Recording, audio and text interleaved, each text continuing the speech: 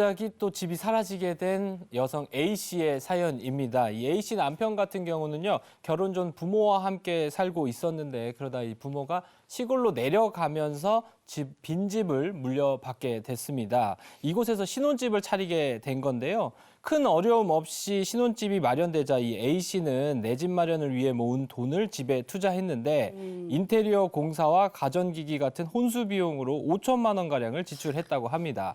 하지만 신혼집 입주를 앞둔 A씨가 이 청천벽력 같은 소식을 듣게 되는데요. 네. 이 남편 명의인 줄 알았던 이 신혼집이 네. 알고 보니까 다른 사람의 명의였던 걸 알게 된 겁니다. 한창 그 신혼의 설렘을 만끽해야 될 그 시기에 청천벽력 같은 그런 소식을 접하게 되는 거잖아요. 그러니까요. 신혼집 주인이 남편이 아니었습니다. 그럼 그래. 사연처럼 누나가 주인이었던 거예요?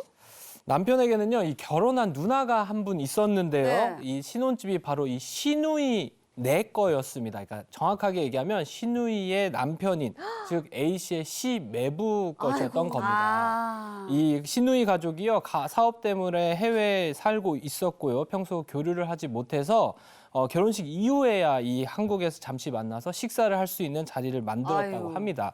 그런데 그 자리에서 시누이가 이 A씨를 위로하듯이 우리 애들까지 대학 보내고 한국 들어올 테니까 걱정하지 마 이러면서 이제 의미심장한 발언을 하게 된 거고요. 영문을 모르던 A씨가 그게 무슨 말이냐 하면서 되물으면서 이 모든 사실을 알게 된 겁니다. 이게 남편의 집인 줄 알고, 그러니까 우리 신혼집인 줄 알고 네. 당연히 5천만 원에 투자해서 인테리어 쫙 바꿔놨더니 그게 시누이네 집이었어요. 그 집을 꾸며준 거잖아요. 네. 근데 원래 A씨 시부모가 살던 집인데 이걸 남편한테 물려줬다고 이렇게 들었는데 네. 이게 시누이 남편 소유로 돼 있다 이거예요? 그렇습니다. 이게 처음에 알고 보니까 이 시부모님께 아니라 애초에 이 시누이 남편 것이었던 거고요. 이 사업 때문에 해외로 나가다 보니까 시부모님께 잠깐 거주를 하라고 했다가 남편이 들어와서 살게 된 겁니다.